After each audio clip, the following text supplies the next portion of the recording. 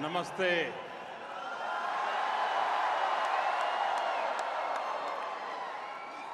वणक्कम।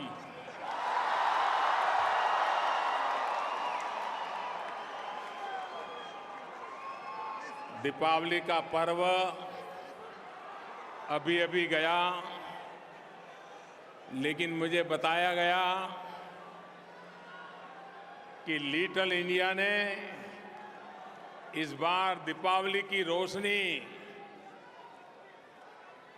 एक हफ्ते तक उसको एक्सटेंड कर दिया।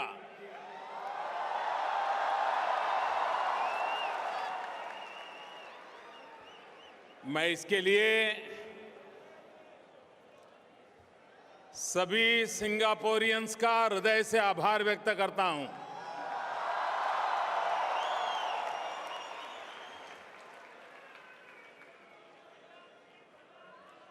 मैं सिंगापुर पहले भी आया हूं, पहले भी इंडियन कम्युनिटी के साथ मिलने का, बातें करने का मुझे अवसर मिला है, लेकिन आज का ये नजारा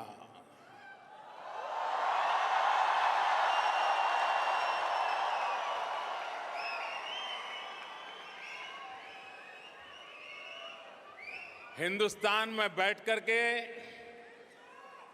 कोई सोच भी नहीं सकता है कि सिंगापुर का ये मूड है।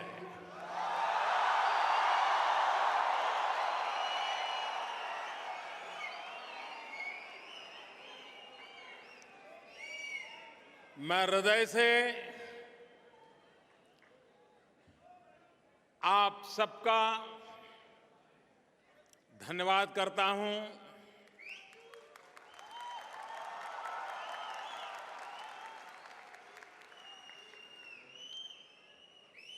आज पूरे विश्व में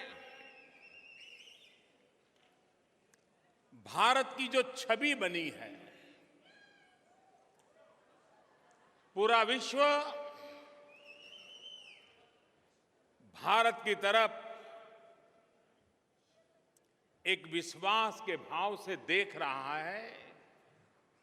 उसका कारण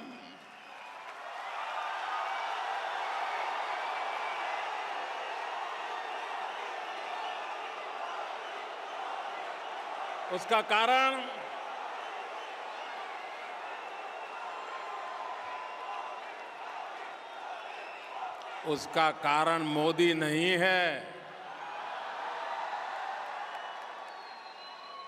उसका कारण विदेशों में बसे हुए आप मेरे भारतीय भाई बहन हैं।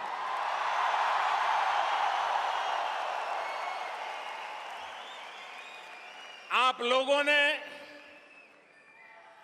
दुनिया के जिस देश में गए,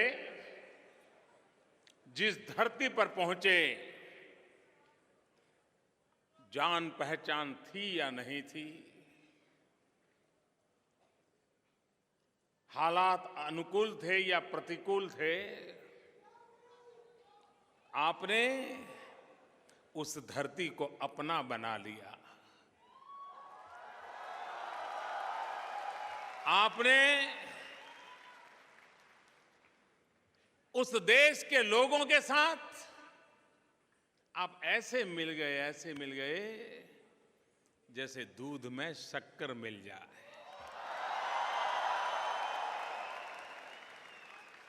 हम कभी सुना करते थे, पढ़ा करते थे इतिहास में कि पारसी कौम जब सबसे पहले हिंदुस्तान की धरती पर आए, गुजरात के किनारे पर आए,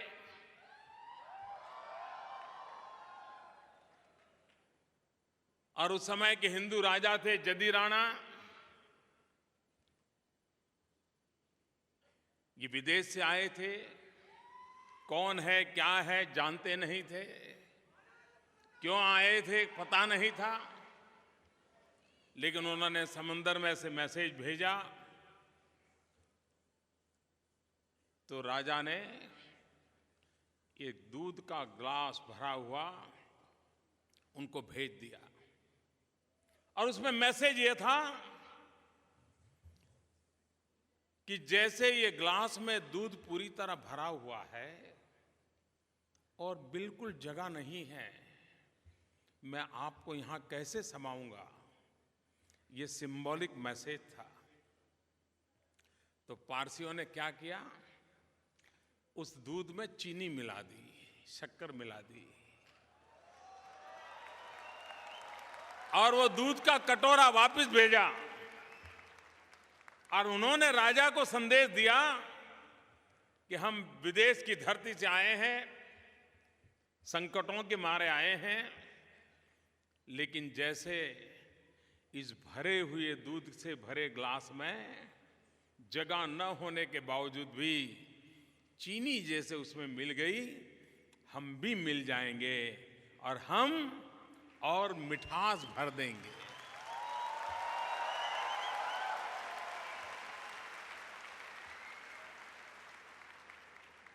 हिंदुस्तानी भी जहां गया उसने वहां के जीवन के साथ अपने आचरण के द्वारा, अपने व्यवहार के द्वारा उस समाज में वैसे घुल मिल गया कि हर किसी को वो अपना लगने लगा। दुनिया के कई देशों से पता चलता है कि अगर अड़ोस पड़ोस में कोई इंडियन आता है तो खुशी महसूस करते हैं, उनको लगता है अच्छा भाई कोई इंडियन हमारे पड़ोस में है। और वे अपने बच्चों को प्रेरित करते हैं कि जरा तुम इंडियन बच्चों से दोस्ती करो। ये इस आपके इन व्यवहार के कारण और सदियों से हमारे देशवासी जहां गए वहां वे एक अपनापन की महक लेकर के गए, अपने बनकर के रहे, हर किसी को गले लगा करके रहे और ये सदियों से परंपरा चली आ रही है। और इसी के कारण भारत जब सोने की चिड़िया था तब भी किसी को भी आंख में खटकता नहीं था, और हमारे बुरे दिन आए तब भी किसी ने हमें हड़धूत नहीं किया था, अपमानित नहीं किया था, क्योंकि सदियों से हमारे लोगों ने ये प्यार, ये अपनापन, इसी का मूल मंत्र लेकर के, और हमने सिर्फ शास्त्रों में पढ़ा था ऐसा नहीं, वसुधैव कुटुंबकम ये वेद काल से हमारे यहां उद्घोष चला रहा है। लेकिन भारतीयों ने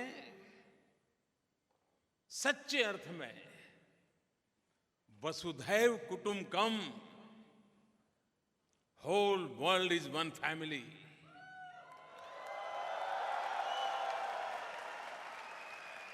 इस मंत्र को जी करके दिखाया है। और उसी के कारण आज विश्व में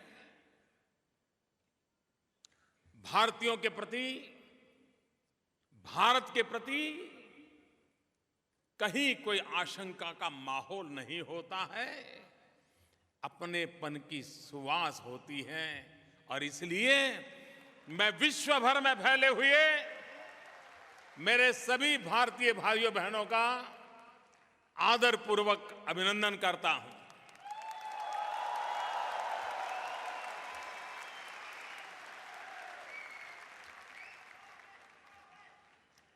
मैं गत मार्च महीने में एक दिन के लिए सिंगापुर आया था। जिस महापुरुष ने इस सिंगापुर को बनाया, अपने खून पसीने से बनाया,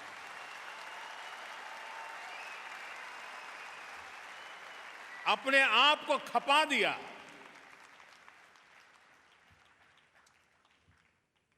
एक छोटा सा मछुआरों का गांव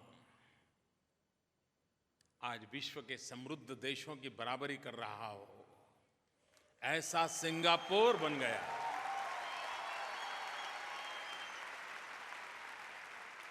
ऐसे महापुरुष स्वर्गीय ली कुआन यू,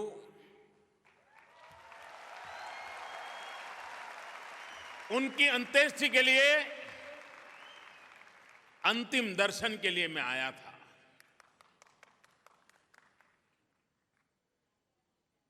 जब सिंगापुर को याद करते हैं तो एक विश्वास पैदा होता है। हाँ,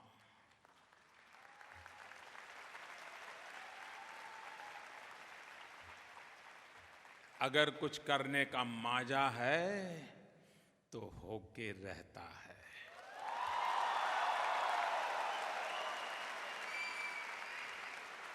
अगर सपने हैं और सपनों के लिए समर्पण है तो सिद्धि आपके चरण चूमने के लिए तैयार रहती है।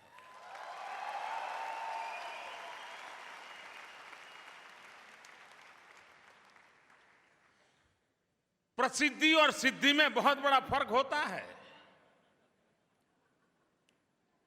कुछ भी करने के बाद प्रसिद्धि तो मिल जाती है, लेकिन सिद्धि के लिए तो सिर्फ तपस्या यही एक मार्ग होता है। और जिन्होंने प्रसिद्धि का रास्ता अपनाया है वो कभी कुछ सिद्धि नहीं कर पाए हैं। कुछ पल तक, कुछ समय तक सुर्खियों में जगह बना सकते हैं, लेकिन धरती पर बदलाव नहीं ला सकते हैं।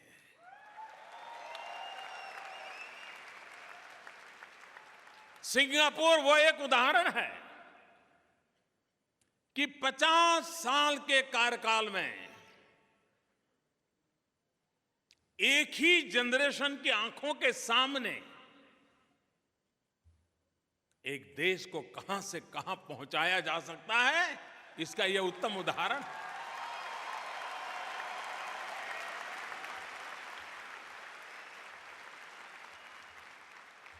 भारत महान देश है, भारत विशाल देश है, 125 करोड़ देशवासियों का देश है, सब कुछ है। फिर भी सिंगापुर से बहुत कुछ सीखना भी है।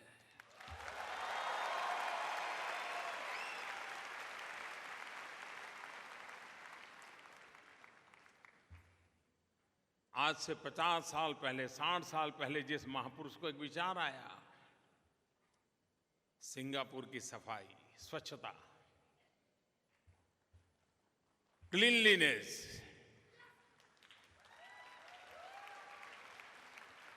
अब क्या हमारा देश ये काम नहीं कर सकता क्या? करना चाहिए कि नहीं करना चाहिए? यहां के नागरिकों की भूमिका है कि नहीं है? और मुझे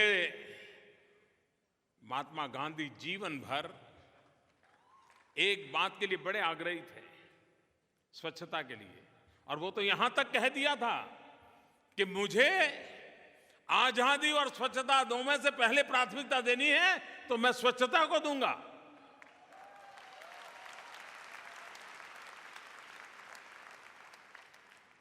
आज भारत में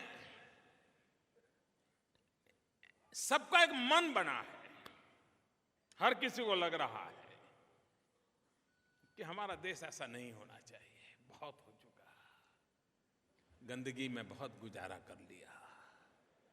दुनिया बदल रही है, हिंदुस्तान को बदलना चाहिए कि नहीं बदलना चाहिए? और अच्छी बात यह है कि 125 करोड़ देशवासियों ने बदलने का मन बना लिया है।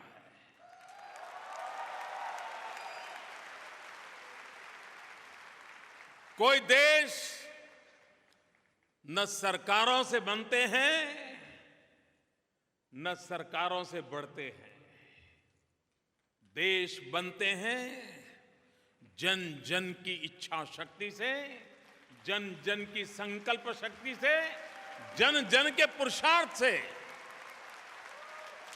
जन जन की त्याग और तपस्या से। पीढ़ियां खप जाती हैं तब एक राष्ट्र का निर्माण होता है। आज भारत में वो मिजाज पैदा हुआ है, हर भारतीय को लगने लगा है हम देश को आगे बढ़ाएंगे, देश को आगे ले जाएंगे। हम उस युग में जी रहे हैं कि जिस युग में अगर कुछ मिला है तो छोड़ने का मन कभी नहीं करता है।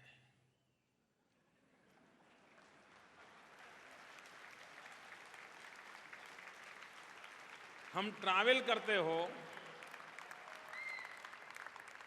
और ट्रैवल करते समय हमारी सीट रिजर्व हो, हम सीट पर बैठे हो, बगल की सीट खाली हो, हमने अपने बैग वहां रख दी हो, अखबार रख दिए हो, कोई सामान रख दिया हो, वो सीट अपनी नहीं है, लेकिन किसी और को आने में देर हुई है, हमने सब रखा है, और जब वो आ जाए तो ऐसा मन खट्टा हो जाता है किसी और का है, हमारा नहीं था, लेकिन कुछ पल के लिए उपयोग करने को मिला, वो भी छोड़ने का मन नहीं करता है।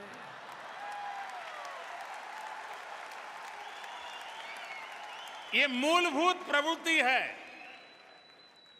लेकिन मैंने मेरे देशवासियों का जो मिजाज देखा है, भारत के लोगों ने क्या मन बनाया है। मैंने एक बार एक छोटी सी बात कही देशवासियों के सामने। मैंने कहा कि आप जो घर में गैस का चूल्हा जलाते हैं, वो जो गैस का सिलेंडर आता है उसमें करीब 500 रुपया सरकार सब्सिडी के रूप में देती है। आप ऐसे परिवार के हो कि जिसमें 500 रुपया तो चाय पान में खर्च कर देते हो, आप ये सब्सिडी क्यों लेते हो? क्या आप ये सब्सिडी छोड़ नहीं सकते क्या? इतना सा मैंने कहा था, और आज मैं गर्व के साथ कहता हूं मेरे देश के 40 लाख लोग परिवारों ने गैस सब्सिडी छोड़ दी।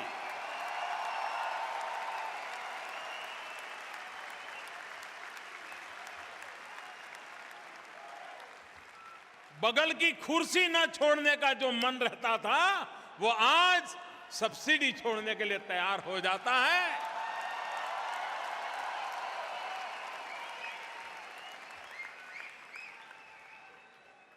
और वो भी महात्मा गांधी कुछ कहें, लाल बहादुर शास्त्री कुछ कहें और देश कर लें, ये तो हमारे गले उतरता है। लेकिन मुझ जैसा एक सामान्य मानवी, एक चाय बेचने वाला,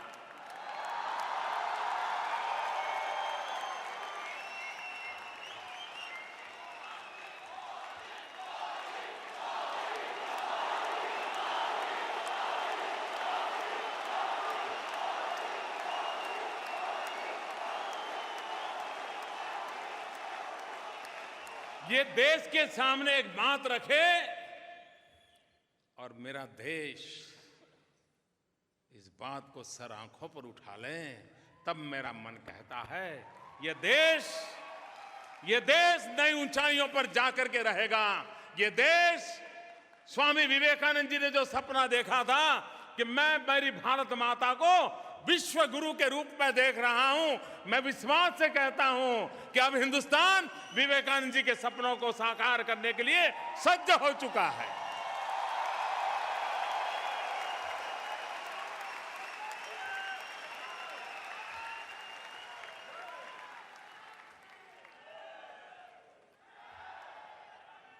जितनी विविधताएं, जितनी विशेषताएं जितने किंतु परंतु हिंदुस्तान में है, उतने ही सिंगापुर में है। उसके बावजूद भी हर कोई सिंगापुरियन है। हर कोई सिंगापुर बनाने में लगा हुआ है। हर कोई कंधे से कंधा मिलाकर के काम कर रहा है। हम भी इस बात में सिंगापुर से बहुत कुछ सीखना चाहते हैं।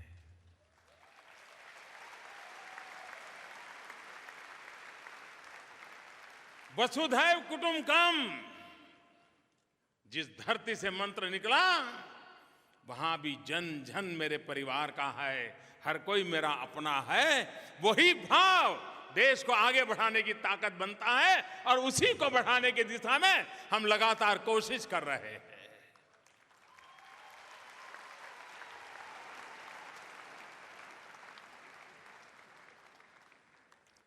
सारी दुनिया को किस प्रकार से हिंदुस्तान की तरफ, मैं पिछले दिनों विश्व के बहुत सारे नेताओं से मिल रहा हूं। मैं जब चुनाव के मैदान में था तो मुझे पत्रकारों ने पूछा था कि आपकी विदेश नीति कैसी होगी, और मैं देख रहा था कि चुनाव के समय पत्रकार बहुत बुद्धिमान होते हैं।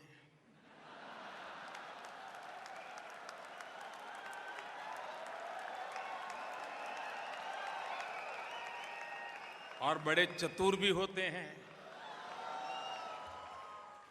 तो जब मैं चुनाव अभियान करता था तो उनको मालूम था कि मोदी की वीकनेसेस क्या है, वो बराबर लेकर के आते थे। तो उनको लगता था कि ये गुजरात जैसे छोटे राज्य में काम करता है, इसको हिंदुस्तान का कोई अनुभव नहीं है, विदेश का तो सवाल ही नहीं है।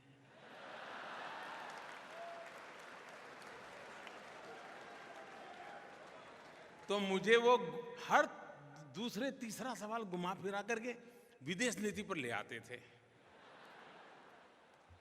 अब उस समय मैं चुनाव के कैंपेन में था, मैं उनको विदेश नीति क्या समझाऊं, लेकिन वो बराबर पकड़ लेते थे और उनको समझ आता था कि इसमें ये बंदा वीक है,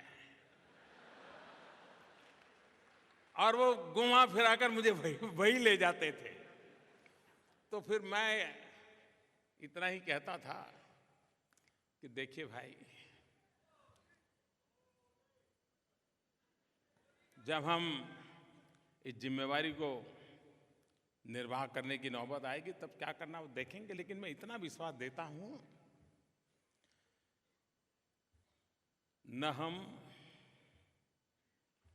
आंख झुका करके बात करेंगे,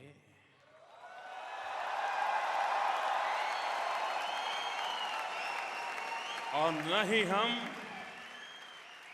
आंख दिखा करके बात करेंगे। हम दुनिया से आंख मिलाकर बात करेंगे।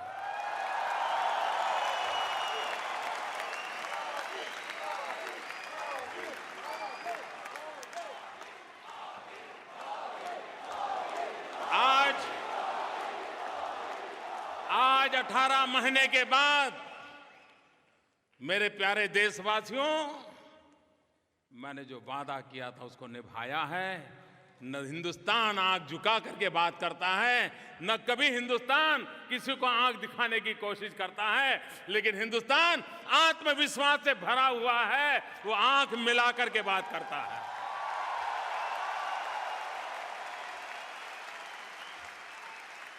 बराबरी से बात करता है, और उसका एक परिणाम भी है। आज पूरा विश्व भारत के साथ बराबरी का व्यवहार कर रहा है।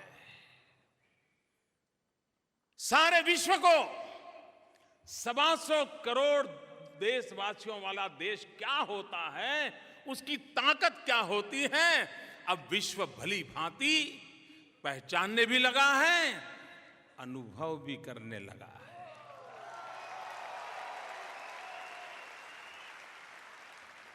अब विश्व ये नहीं सोचता है कि भारत एक बहुत बड़ा बाजार है, हम अपना माल बेचने के लिए पहुंच जाएंगे। वो सोच बदल चुकी है।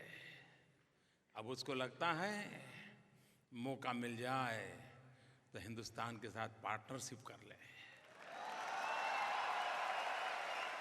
भागीदारी कर लें। और ये अनुभव आ रहा है इन दिनों, हर क्षेत्र में ये अनुभव आ रहा है। भारत में विदेश का पूंजी निवेश, एक बात निश्चित है, यहां बैठा हुआ कोई व्यक्ति ऐसा चाहता है कि हिंदुस्तान जैसा है वैसा ही रहे? कोई चाहता है? हर कोई चाहता है ना देश में बदलाव आए, हर कोई चाहता है देश आगे बढ़े, हर कोई चाहता है देश आधुनिक बने, हर कोई चाहता है देश से गरीबी मिटे, हर कोई चाहता है देश में नौजवान को रोजगार मिले। इस काम को पूरा करना है तो जहां से जो शक्ति मिले वो लेनी चाहिए कि नहीं लेनी चाहिए? अगर परिवार में कोई बीमार है और विदेश की दवाई से काम चलने वाला है तो लानी चाहिए कि नहीं लानी चाहिए? बीमारी ठीक करनी चाहिए कि नहीं करनी चाहिए? भारत में भी बहुत बड़ी मात्रा में विदेशी पूंजी की जरूरत है, फॉरेन डायरेक्ट इन्वेस्टमेंट की आवश्यकता है। और जब मैं एफडीआई कहता हूं तो मेरे दिमाग में एफडीआई एक साथ दो विषय लेके चलती है। दुनिया की नजरों में एफडीआई है फॉरेन डायरेक्ट इन्वेस्टमेंट, लेकिन उस समय मेरे दिमाग में है फर्स्ट डेवलप इंडिया।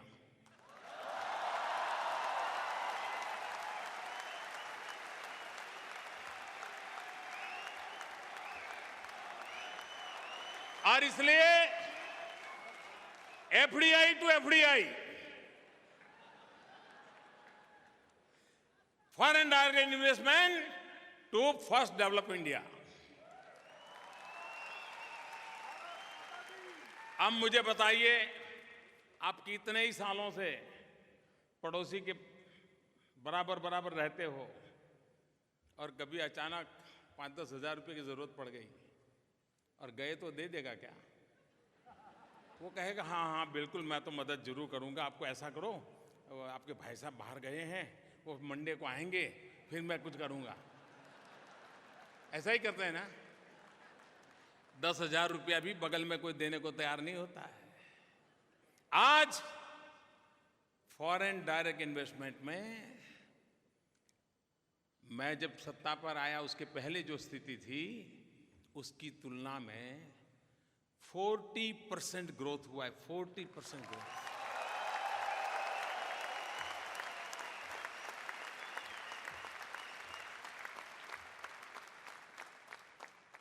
हमें ये रुपयों की क्यों जरूरत है?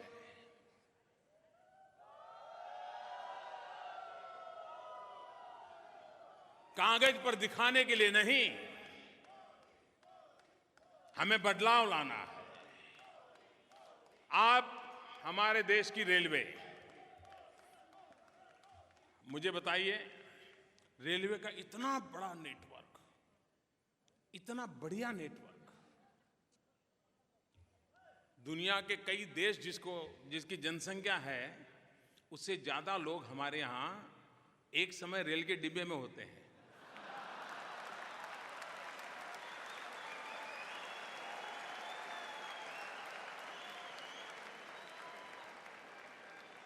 लेकिन समय रहते रेल आधुनिक होनी चाहिए कि नहीं होनी चाहिए? स्पीड बढ़नी चाहिए कि नहीं बढ़नी चाहिए? रेल की लंबाई बढ़नी चाहिए कि नहीं बढ़नी चाहिए? सेवाएं सुधरनी चाहिए कि नहीं सुधरनी चाहिए? अगर दुनिया के पास टेक्नोलॉजी है, दुनिया के पास पैसे हैं, दुनिया के पास भारत एक अवसर है, तो हमने मौका देना चाहिए कि नहीं देना चाहिए? मैं आज दुनिया में जो देश रेलवे के लिए काम कर रहे हैं उन सब से मिला हूं। मैं कह रहा हूं आइए, आधुनिक से आधुनिक टेक्नोलॉजी लाइए। और मेरे लिए रेलवे ये सिर्फ ट्रांसपोर्टेशन नहीं है। मेरे लिए रेलवे ट्रांसफॉर्मेशन का इंजन है, हिंदुस्तान के ट्रांसफॉर्मेशन का इंजन। मैंने उसकी ताकत को जाना है, पहचाना है। और आज विश्व भर के लोग, और इसलिए हमने पहली बार देश में रेलवे को 100% फॉरेन डायरेक्ट इन्वेस्टमेंट के लिए ओपन अप कर दिया। नई टेक्नोलॉजी आएगी, नई स्पीड आएगी, परिवर्तन आएगा। और सबसे बड़ी बात, हम जानते हैं, जो लोग विदेशों में जाते हैं उनको तो बराबर मालूम है, आपके जेब में लाखों रुपया पड़े हो, लेकिन कहीं एक चाय भी पीनी है तो मिलती है क्या? जब तक डॉलर नहीं होगा चाय नहीं मिलती है। रुपया का डॉलर करना पड़ता है, रुपया का पाउंड करना पड़ता है। करना पड़ता है कि नहीं करना पड़ता है? अरे वो टैक्सी वाला भी कहेगा यार रुपया मेरे काम का क्या है भाई, ये तो कागज है, मेरे काम का क्या है, तुम डॉलर में लाओ। भारत के करेंसी, उसकी इज्जत बढ़नी चाहिए कि नहीं बढ़नी चाहिए? विश्व भारत की करेंसी को भी उतना ही सम्मान दे, या हम चाहते कि नहीं चाहते? पहली बार लंदन के स्टॉक एक्सचेंज में रूपी बॉन्ड के लिए हम लोग आगे बढ़े। रेलवे के लिए अब रूपी बॉन्ड दुनिया का कोई भी व्यक्ति रुपयों में इन्वेस्ट कर सकता है और उसको रुपयों में वापस मिल सकता है। ये रुपये की इज्जत का कमाल है। वरना या तो गोल्ड चलता था या डॉलर या पाउंड चलते थे। आज दुनिया के बाजार में हम रुपये के रूप में एंटर कर रहे हैं जी।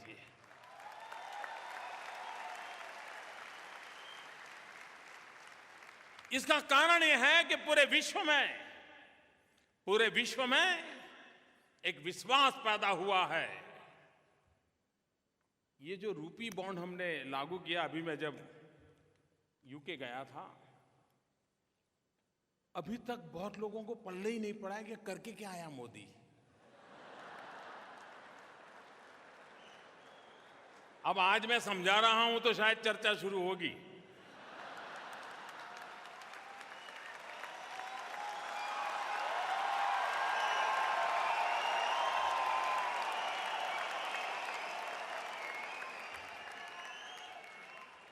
रूपी बॉन्ड अपने आप में भारत की आर्थिक संपन्नता का एक महत्वपूर्ण मिसाल है और हिंदुस्तान के हर नागरिक ने इसको गौरव के रूप में देखना चाहिए और इसको उजागर करना चाहिए। तभी तो भारत की ताकत बढ़ती है।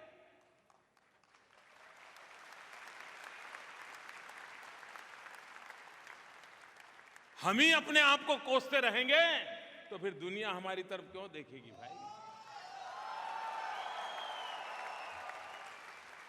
और इसलिए आत्मविश्वास के साथ एक समाज के रूप में विश्व के सामने हमारी एक पहचान बने, ताकत खड़ी हो,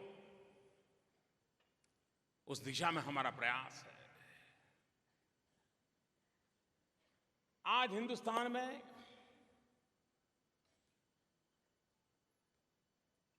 रक्षा के क्षेत्र में हमें सब चीजें इंपोर्ट करनी पड़ती हैं, बाहर से लानी पड़ती है। अब आज के युग में क्या 125 करोड़ देशवासियों को हम असुरक्षित रख सकते हैं क्या? उनके नसीब पर छोड़ सकते हैं क्या? देश कि 125 करोड़ देशवासियों को सुरक्षा की गारंटी होनी चाहिए कि नहीं होनी चाहिए? अब उसके लिए हमारे सेना के जवान डंडा लेके खड़ा हो जाएगा तो काम चलेगा क्या? उसको भी शक्ति संपन्न औजारों से ताकतवर बनाना पड़ेगा कि नहीं बनाना पड़ेगा? लेकिन क्या हम आजादी के 70 साल के बावजूद भी हर चीज बाहर से लाएंगे क्या? हर चीज इंपोर्ट करेंगे क्या? क्या 125 करोड़ देशवासी बना नहीं सकते क्या? आपको हैरानी होगी, सुरक्षा के क्षेत्र में पुलिस वालों के पास एक साधन होता है, अश्रु गैस, टीयर गैस। भीड़ को तितर बितर करने के लिए वो टीयर गैस के सेल छेड़ते हैं। अब आंसू निकलते हैं तो फिर आंदोलनकारी भागते हैं।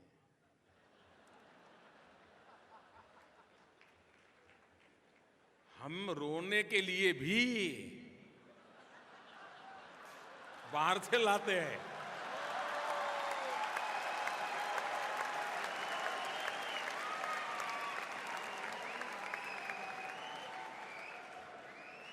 अब रोना कि हंसना मुझे समझ नहीं आता है। ये स्थिति बदलनी चाहिए। भारत का बहुतेक धन डिफेंस के लिए जो हम चीजें इंपोर्ट करते हैं उसमें खर्च हो जाता है। भारत के पास नौजवान है, भारत के पास टैलेंट है, भारत के पास रॉ मटेरियल है, भारत की आवश्यकता है। क्यों न हमारे डिफेंस इक्विपमेंट हिंदुस्तान में क्यों नहीं बनने चाहिए?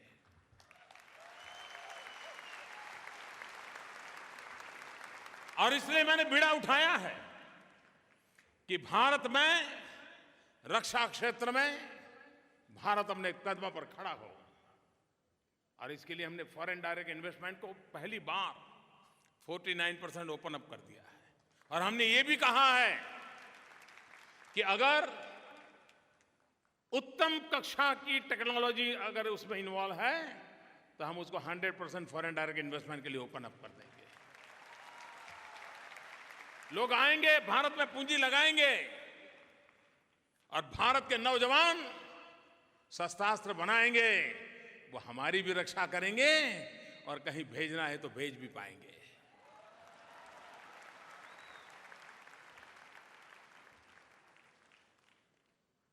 और इसलिए दुनिया के देश आज हमारे साथ समझौता कर रहे हैं। एक समय ऐसा था कि डिफेंस में कुछ भी खरीदारी करनी है तो हर बार करप्शन के आरोप लग जाते थे। इसलिए या तो निर्णय नहीं होता था या निर्णय होता था तो कहीं न कहीं से कोई बू आती थी। 18 महीने हो गए, हमने एक के बाद एक निर्णय किए, ट्रांसपेरेंसी के साथ निर्णय किए और अब तक कोई हमारे पर उंगली नहीं उठा पा रहा है। देश की रक्षा के लिए आवश्यक है।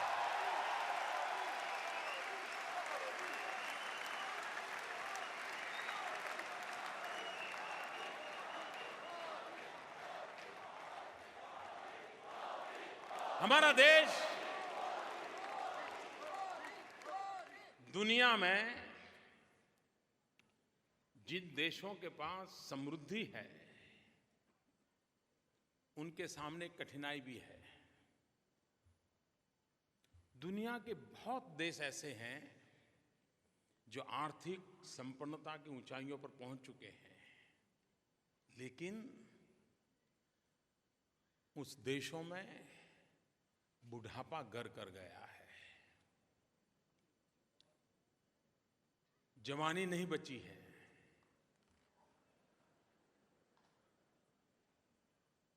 भारत अकेला देश ऐसा है जो आज दुनिया के जवान देशों में है।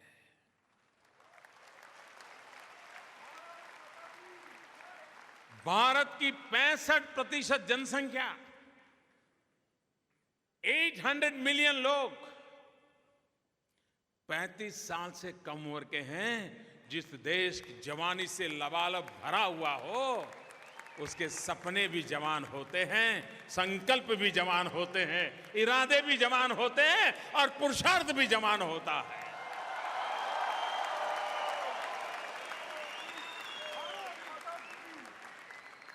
हमें डेमोग्राफिक डिविडेंड मिला हुआ है,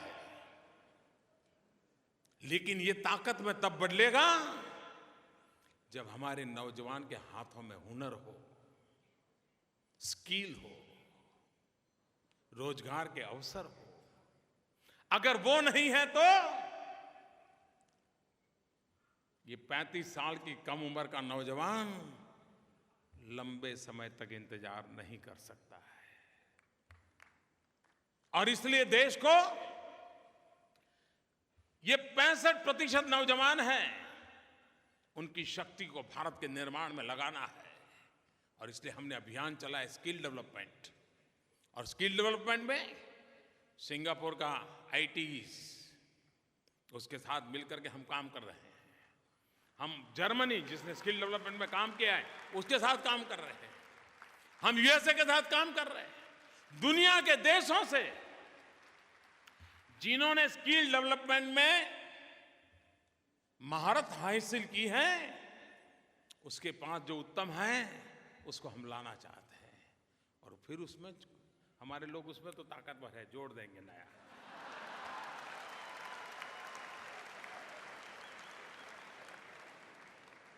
हम बहुत तेजी से आगे निकल सकते हैं। और इसलिए विश्व के साथ जब संबंध जोड़ते हैं तो ये ताकत हमारे काम आती है।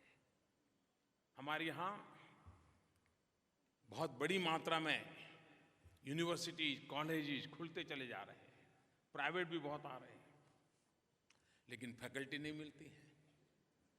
खुल तो जाता है, स्टूडेंट भी आ जाते हैं।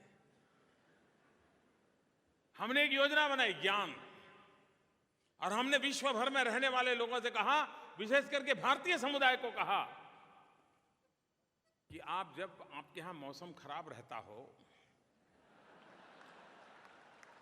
बड़ी कड़ाके की ठंड रहती हो, बर्फ रहता हो, तकलीफ से गुजारा करना पड़ता हो, तो उस समय आप भारत चले आइए।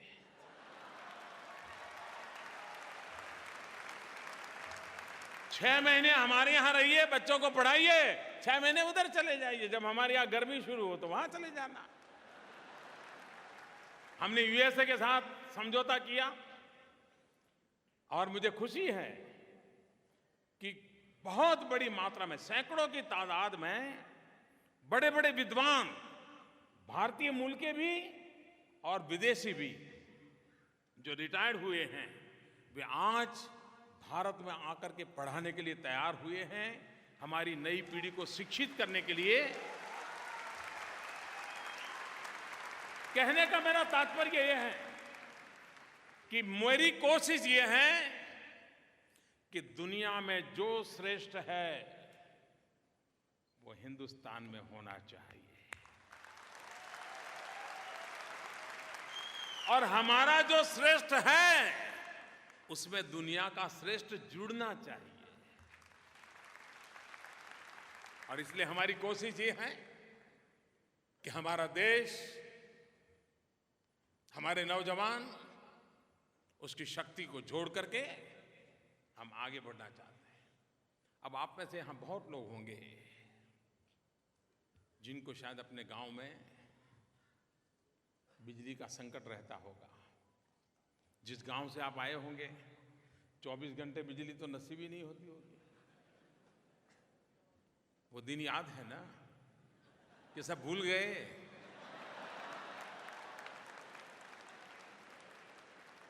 आजादी के 70 साल के बाद क्या मेरा देशवासी, उसे बिजली मिलनी चाहिए कि नहीं मिलनी चाहिए?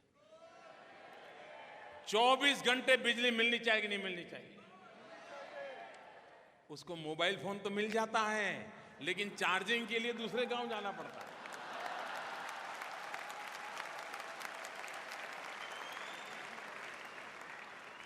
ये स्थिति बदलनी है, बस बदलनी है। और हम सच्चाई से मुंह नहीं मोड़ सकते।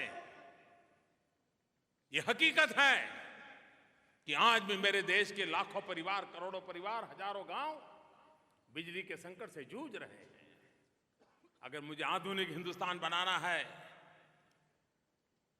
हमारे बच्चे स्कूलों में कंप्यूटर चलाना अगर उनको सिखाना है तो बिजली की तो जरूरत पड़ेगी। हमने बीड़ा उठाया है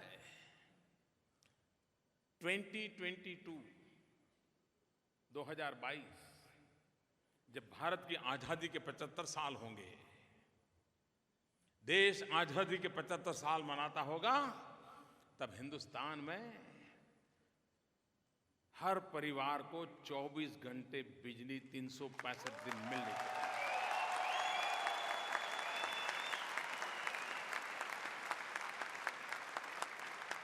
अब एक तरफ दुनिया ग्लोबल वार्मिंग के कारण परेशान है, दुनिया दबाव डाल रही है कि कोयले से बिजली पैदा मत करो।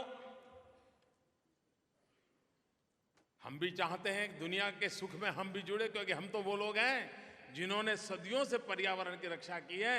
हम ही तो लोग हैं जिन्होंने पौधे में परमात्मा देखा था।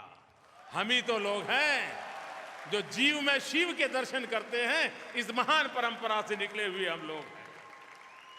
और इसलिए हमारे लिए तो पर्यावरण ये हमारे सांसों की तरह हमारे साथ जुड़ा हुआ है। और इसलिए हम मानव जात का नुकसान हो ऐसा कभी सोच नहीं सकते। और महात्मा गांधी से बढ़कर के पर्यावरण का कोई एम्बेसडर नहीं हो सकता है, एनवायरमेंट का कोई एम्बेसडर नहीं हो सकता है। शायद दुनिया में अपने जीवन काल में कम से कम कार्बन फुटप्रिंट वाला कोई इंसान होगा, मैं कहता हूं शायद महात्मा गांधी अकेले होंगे।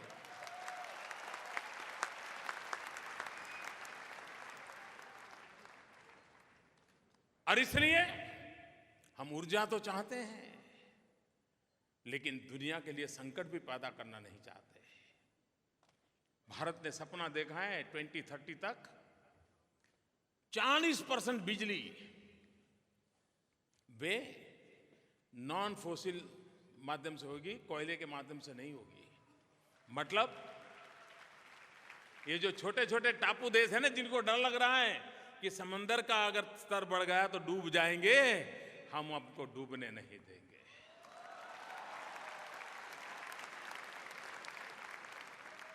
हमसे जो हो सकता है वो हिंदुस्तान करेगा, क्योंकि हम वसुधैव कुटुंबकम वाले हैं। और इसलिए न्यूक्लियर एनर्जी चाहिए, रिन्यूएबल एनर्जी चाहिए, हाइड्रो चाहिए, सोलार चाहिए, विंड चाहिए, बायोमास में से निकलना चाहिए। अब ये चीजें हैं जो खर्चीली हैं। हम अगर न्यूक्लियर एनर्जी में जाना चाहते हैं, हमें यूरेनियम चाहिए। यूरेनियम इसलिए नहीं मिलता है कि आपको जरूरत है या आपके पास पैसे हैं। यूरेनियम आजकल तब मिलता है जब आप पर विश्व का भरोसा हो कि आप इसका शांति के लिए ही उपयोग करेंगे और किसी पाप को आप हाथ में नहीं करोगे, तब जाकर के दुनिया यूरेनियम देती है। भारत ने यह विश्वास पैदा किया है। हमारी आवश्यकता के अनुसार दुनिया के नए नए देश अब हमें यूरेनियम देने के लिए तैयार हो गए हैं।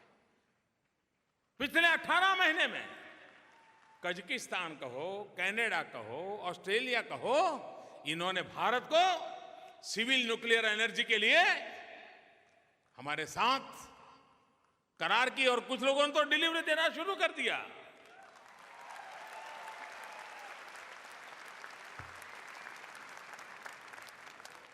हम भारत के लोग जब बिजली की बात करते हैं तो ज्यादा से ज्यादा पहले तो यूनिट पे चर्चा करते थे, कितने यूनिट बिजली, कितना दाम वगैरह। थोड़ा आगे बढ़े तो हम मेगावाट पर सोचने लगे, इतना मेगावाट, इतना मेगावाट। भारत ने कभी बिजली के क्षेत्र में मेगावाट से आगे सोचा ही नहीं।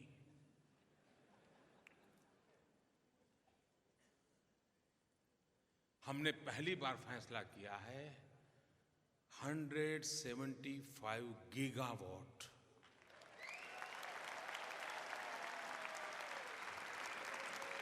175 गीगावाट रिन्यूएबल एनर्जी।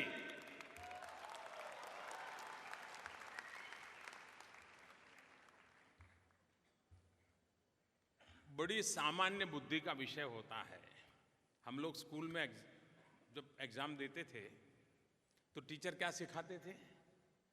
टीचर सिखाते थे जब एग्जाम में जाते हो तो देखो भाई, जो सरल सवाल है उसको पहले उठाओ। यही सिखाते थे ना? मेरे टीचर ने तो यही सिखाया था। आपको भी वैसे ही सिखाया होगा कि जो इजी क्वेश्चन है उसको पहले एड्रेस करो, और जो कठिन है तो बाद में समय बच जाए तब देख लेना। यही होता है ना? मुझे बताइए, हमारे पास इतना सूरज तपता हो, करीब करीब 365 दिन सूरज तपता हो, और हम बच्चों को भी एनवायरनमेंट बढ़िया ढंग से सिखाते हैं। हर माँ बच्चे को कहती है ये चांदा तेरा मामा है और सूरज तेरा दादा है, लेकिन हमने कभी उस दादा की उंगली पकड़ करके चलना सीखा नहीं। क्यों ना सूर्य शक्ति हमारे जैसे देश की विकास का सबसे बड़ा स्तंभ बन सकता है, और इसलिए सोलार एनर्जी पर हम बल दे रहे हैं। 100 gigawatt solar energy, wind energy, biomass. मेरा जो क्लीन इंडिया मूवमेंट है ना, 500 शहरों का जो कूड़ा कचरा है, गंदगी है, उसमें से बिजली पैदा करना भले महंगी पड़े, लेकिन मेरा साफ शहर बनना चाहिए। अब इन चीजों के लिए विदेशों से धन चाहिए, विदेशों से टेक्नोलॉजी चाहिए, विदेशों से मैन्युफैक्चरिंग करने वाले लोग चाहिए, जिन लोगों की चीजों में मास्टरी है वो लोग चाहिए। और मैं बड़े आनंद से कह सकता हूं कि आज दुनिया को भारत के 175 गीगावाट रिन्यूएबल एनर्जी में इतना आकर्षण पैदा हुआ है, विश्व के राजनेताओं को ताज्जुब हो रहा है, और विश्व के पूंजी निवेशकों को एक नया अवसर नजर आ रहा है कि वो भारत में आकर के बिजली के उत्पादन के अंदर हमारे साथ जुड़ने के लिए तैयार हो रहे हैं।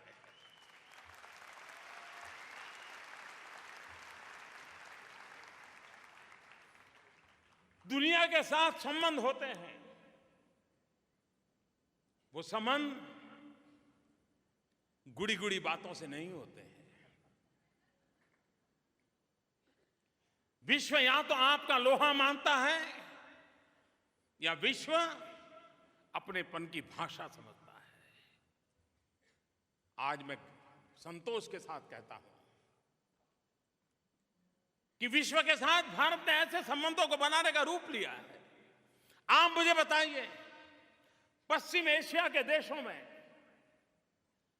जो तूफान चल रहा है, निर्दोषों को मौत के घाट उतारा जा रहा है, आतंकवाद अपनी चरम सीमा पर है, उन देशों में 70 लाख हिंदुस्तानी रहते हैं। 70 लाख, 7 मिलियन।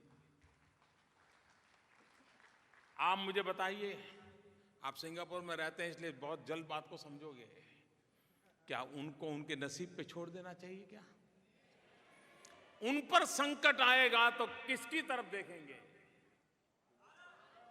किसकी तरफ देखेंगे? वे मुसीबत में होंगे तो किसकी तरफ देखेंगे? और तब भारत ये कहे कि बेटे तुम तो चले गए थे, अब क्या याद कर रहे हो? चलेगा क्या? अगर कहीं से आवाज उठती है, कहीं से एक भी सिसकी सुनाई देती है, तो दूसरी ही पल उसको यही आवाज सुनाई देनी चाहिए कि चिंता मत करो, भारत है ना।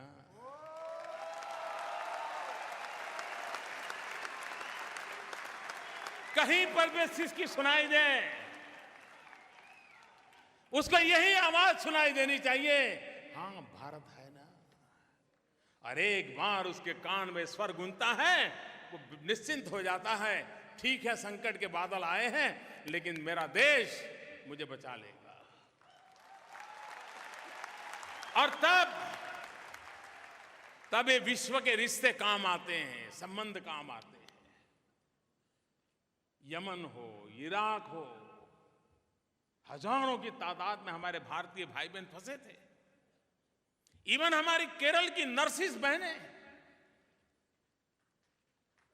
जीवन और मौत के बीच वो पल उन्होंने कैसे बिताए होंगे, हम कल्पना कर सकते हैं। लेकिन विश्व के साथ जो संबंध जुड़े हैं, दुनिया के कुछ देशों से प्रार्थना की, देखिए इस पर क्या मदद कर सकते हो। और मैं आज संतोष कैसे कह सकता हूं कि उन देशों ने हमारी इन बच्चियों को लाकर के केरल तक पहुंचाने में हमारी भरपूर मदद की।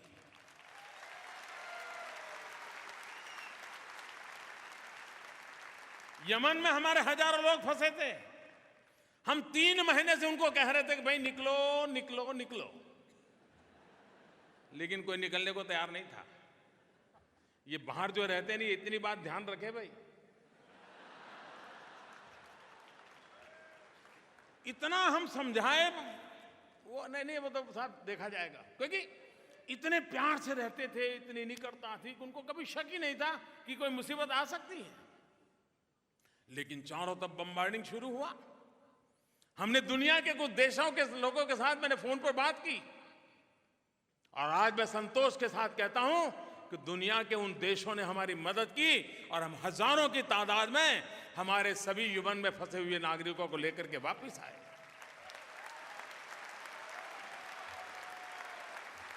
इराक हो, लीबिया हो, यमन हो, विश्व के साथ संबंध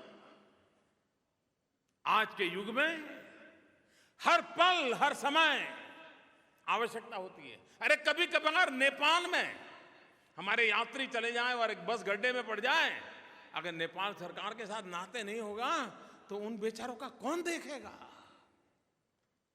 विश्व के साथ संबंध बनाने का प्रयास, और फॉर्मेलिटी से नहीं चलता है। आज युग बदल चुका है, जीवंत नाता होना अनिवार्य होता है, और तब जाकर के हमारे देशवासियों की जिंदगी जब दांव पर लगी हो तब वो संबंध काम आ जाते हैं और उनकी जिंदगी बच जाती है।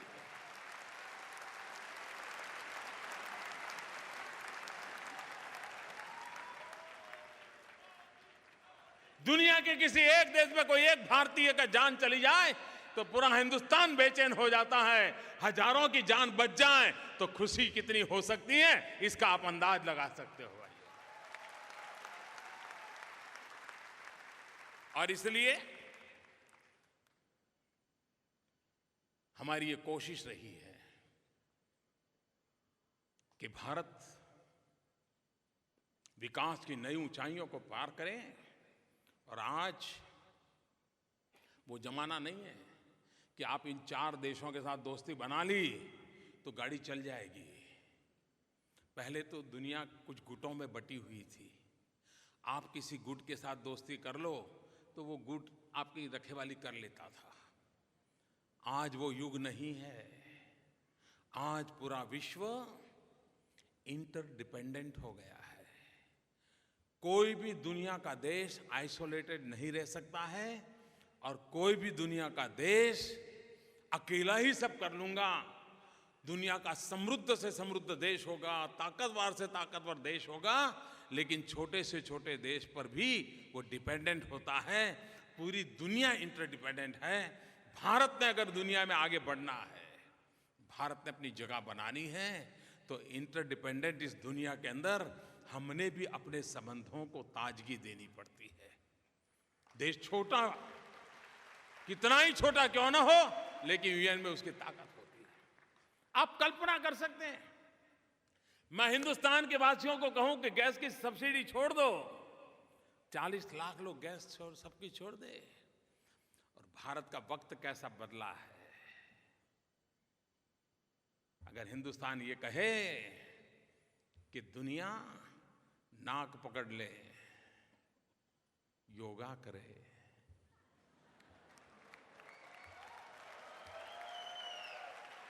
हमने किसी को कान पकड़ने के लिए नहीं कहा है।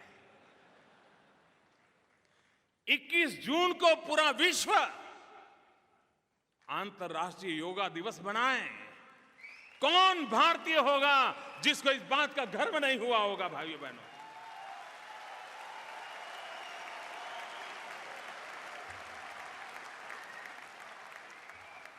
जिस दिन नील आर्मस्ट्रांग ने चंद्रमा पर पग रखा होगा, सिर्फ अमेरिका नहीं, विश्व की मानव जात ने गौरव अनुभव किया होगा। आज जब 21 जून को पूरा विश्व होलिस्टिक हेल्थ केयर को लेकर के योगा दिवस बनाने के लिए आगे आ जाए, कोई बंधन नहीं, कोई रंग नहीं, कोई रूप नहीं, कोई परंपरा नहीं, कोई संप्रदाय नहीं, कोई बाधाएं नहीं, एक मन से योगा के लिए विश्व तैयार हो जाए। और दुनिया की पहली घटना है कि इतने कम समय में यूनाइटेड नेशन में यह प्रस्ताव पारित हुआ। इतने देशों ने इसको को स्पॉन्सर किया और दुनिया के इतने देशों ने इसको बनाया। सिंगापुर ने भी बड़े धूमधाम से योगा दिवस बनाया था।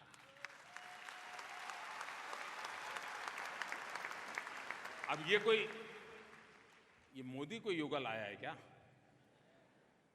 ये तो था ही था, लेकिन हमें हमारे में भरोसा नहीं था, इसलिए हम संकोच करते थे, यार किसी को कहेंगे और पता नहीं वो नाक चढ़ा देगा और पता नहीं इनकार कर देगा। तो अगर हमारा अपने आप में विश्वास हो तो दुनिया हमारे साथ चलने के लिए तैयार होती है। दुनिया भी शांति की तलाश में है, दुनिया भी संतोष की तलाश में है। कोई तो आए जो उंगली पकड़ करके चलाए, दुनिया चलने के लिए तैयार है। और भारत आज तैयार हुआ है, विश्व के साथ कंधे से कंधा मिला करके तैयार हुआ है, चल सकता है भारत।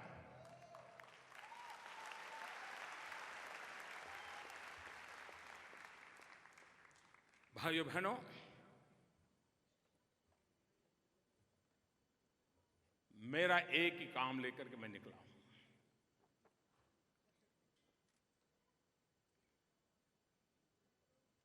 और उस काम को पूरा करने के लिए मुझे आपके आशीर्वाद चाहिए। 125 करोड़ देशवासियों के आशीर्वाद के साथ साथ विश्व में फैले हुए मेरे भारत के प्यारे भाइयों बहनों, आपके आशीर्वाद चाहिए।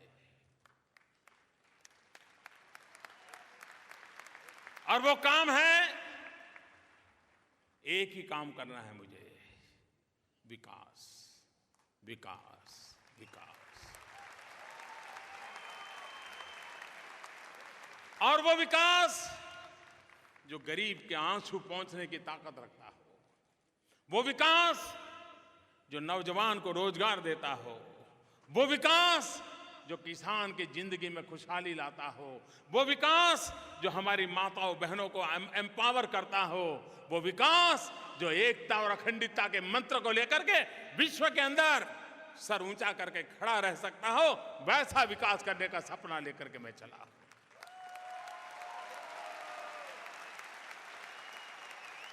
भारत आगे बढ़े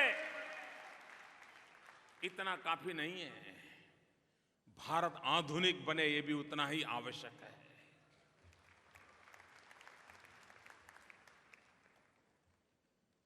हम सिर्फ, कभी कभी क्या होता है, आप देखा होगा, किसी सीनियर सिटीजन को आप मिलोगे, 70 साल की उम्र हो गई होगी, 80 साल की उम्र हो गई होगी,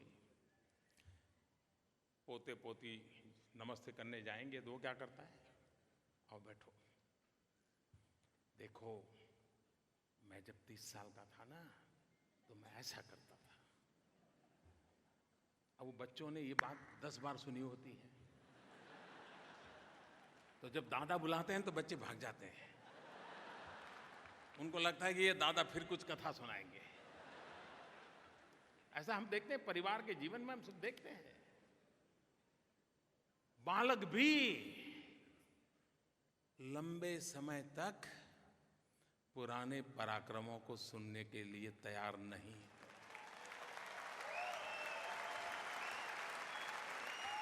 मैं देशवासियों को ये कहने की हिम्मत करता हूं आज, हमारे पूर्वजों ने जो पराक्रम किए हैं वो हमारी प्रेरणा के कारण बन सकते हैं, लेकिन हमारे पूर्वजों के पराक्रम पर गीत गाते गाते हम गुजारा नहीं कर सकते हैं। हमने अपने युग में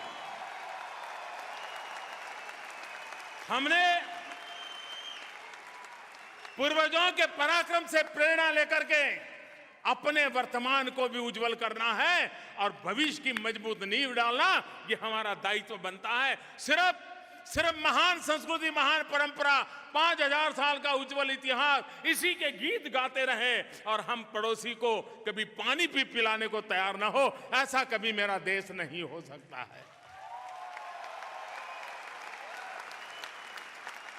और इसलिए पूर्वजों के पराक्रम, महान संस्कृति, महान परंपरा, उसकी जो उत्तम चीजें हैं उसको हमें प्रेरणा लेनी है, लेकिन अपने पसीने से वर्तमान को घड़ना है, अपनी इच्छा शक्ति से भविष्य की मजबूत नींव डालनी है, ताकि आने वाली पीढ़ी ये न कहे कि आपके पूर्वजों ने तो बहुत करके गए, तुम बताओ बेटे तुमने क्या किया।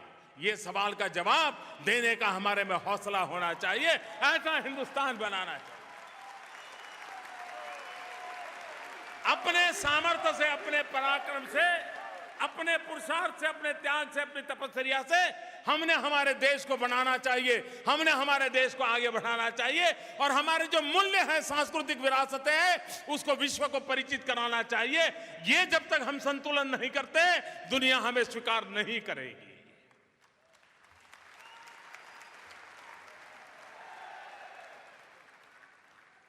मुझे विश्वास है कि विकास के इन सपनों को लेकर के जो हम चल रहे हैं, उसमें आपका पूरा पूरा योगदान रहेगा। भारत का गौरव बढ़ाने के लिए हम जहां भी हो, हम जरूर अपनी तरफ से प्रयास करते रहें। दुनिया को देने के लिए इस देश के पास बहुत कुछ है। अनेक संकटों के बाद भी आज भी सीना तान करके खड़े रहने की हमारे में हिम्मत है। लेकिन सीना तानना पड़े, वो दिन आने नहीं चाहिए। और वो तब होता है जब हम अपने वर्तमान को विकास की नई ऊंचाइयों पर ले जाने के लिए पुरुषार्थ करते हैं, सामूहिक पुरुषार्थ करते हैं, सामर्थ्य के साथ चलते हैं, तब जाकर के परिणाम मिलता है। सिंगापुर को हर किसी ने बनाया है, हर कोई बना रहा है, और सिंगापुर भी आने अगल बगल के मुल्कों को बनाने की ताकत रखता है। मैं इस सिंगापुर को बहुत बहुत बधाई देता हूं। इस सिंगापुर की विकास यात्रा को मैं नमन करता हूं। इस सिंगापुर सचमुच में 100 सलाम करने वाला देश बन गया है। मैं उसको मेरी तरफ से बहुत बहुत बधाई देता हूं। और 125 करोड़ का देश हिंदुस्तान, वो भी उमंग और उत्साह के साथ आगे बढ़ेगा। इसी एक संकल्प के साथ मैं फिर एक बार सभी सिंगापुरियन को बहुत बहुत बधाई देता हूं, बहुत बहुत अभिनंदन करता हूं, बहुत बहुत धन्यवाद करता हूं। धन्यवाद। Thank you.